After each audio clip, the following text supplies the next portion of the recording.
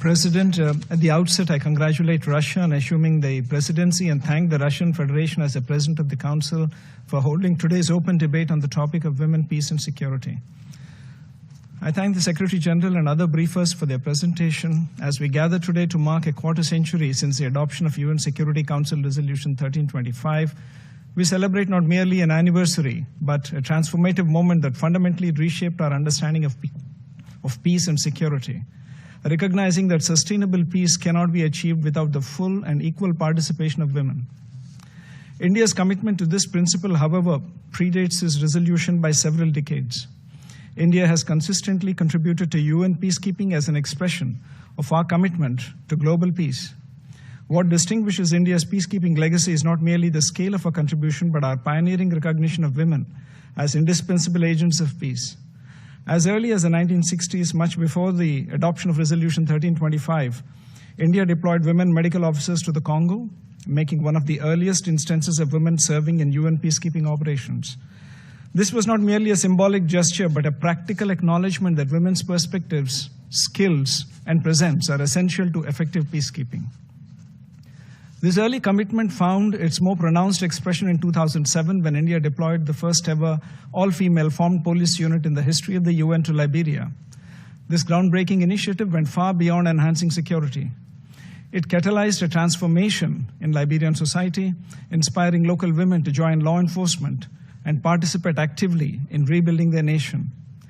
The unit reduced crime rates while simultaneously demonstrating that women could serve as both protectors and role models. This initiative was indeed a game changer. India's leadership in championing women peacekeepers is exemplified through the appointment of Dr. Kiran Bedi, the first woman officer of the Indian Police Service, as the first ever female police advisor and head of the United Nations Police Division in 2003. Today, over 160 Indian women peacekeepers serve in the field, and all women female engagement teams have been deployed in Democratic Republic of Congo, Abyei in Sudan, and South Sudan. The recognition accorded to Major Suman Gawani, who received the UN Military Gender Advocate Award in 2019 for her work in South Sudan, and Major Radhika Sen in 2024 for her contributions to the Democratic Republic of Congo, are testaments to India's unwavering commitment to the WPS agenda. We believe that it is no longer a question of whether women can do peacekeeping, rather, it is whether peacekeeping can do without women. Through these deployments, India has demonstrated the profound impact of women peacekeepers in peacekeeping operations. They build trust in communities, give hope to vulnerable populations, particularly women and children. Most critically, they help address gender-based violence and ensure that peace processes reflect the needs and perspectives of all segments of society. They inspire women in conflict zones through example that they too can be leaders and protectors. In the words of our External Affairs Minister, Dr. Jaishankar, women peacekeepers are messengers of peace. Recognizing that this transformation must extend beyond our own contributions, India has invested significantly in capacity building, particularly for women peacekeepers and those especially from the Global South. The Center for UN Peacekeeping established by the Indian Army in New Delhi has become a center of excellence, training over 12,000 troops annually. In 2016, the center launched a special course for female military officers, training 72 women officers from 39 different troop-contributing countries that year.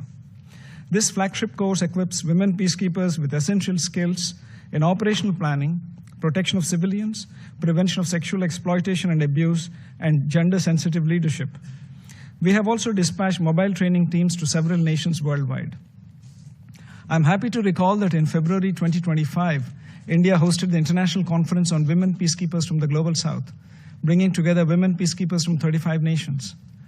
This two-day gathering examined the evolving challenges facing women in peacekeeping operations, from addressing sexual exploitation and abuse to leveraging technology for enhanced effectiveness.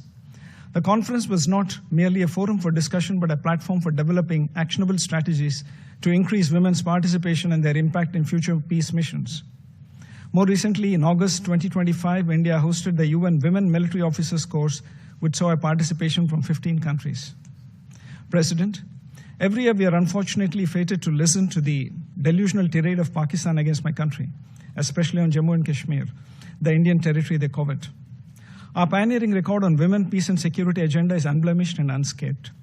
A country that bombs its own people, conducts systematic genocide, can only attempt to distract the world with misdirection and hyperbole.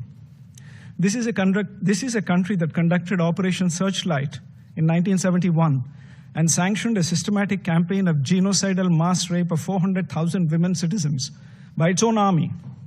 The world sees through Pakistan's propaganda. President, as we look ahead, India remains unwavering in its commitment to the women, peace, and security agenda.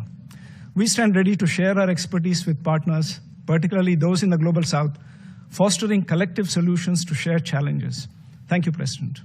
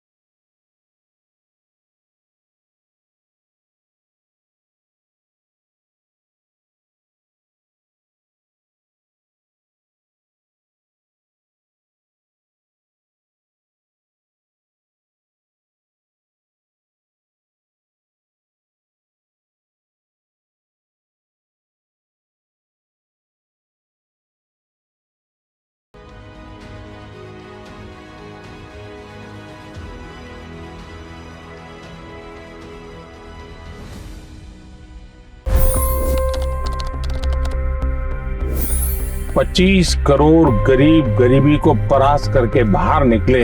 For the good of our nation, let's work together and let's truly make America great again. The fastest news breaks. Requested PM saying that look, you will have to speak to Putin and to Zelensky. The biggest news makers. The relationship with India is probably the most important bilateral relationship the US will have for the rest of this century. The capital delivered quite an election result today. Expert analysis. The million-dollar question today is how to stop this dance of death. Ground reports. I'm standing at the crossroad of the Kumbh Mela. Behind me are more than 100 entry guards. Long-form interviews. Exclusionary politics is reflected in Manipur case as well. You don't bother because this is a small state. Deep dive into burning issues. It's often said DRC could be the richest country in the whole world. It's because of what sits underneath. Why exactly did the US topple the Sheikh Hasina government? HT videos. We don't just break news, we break it down.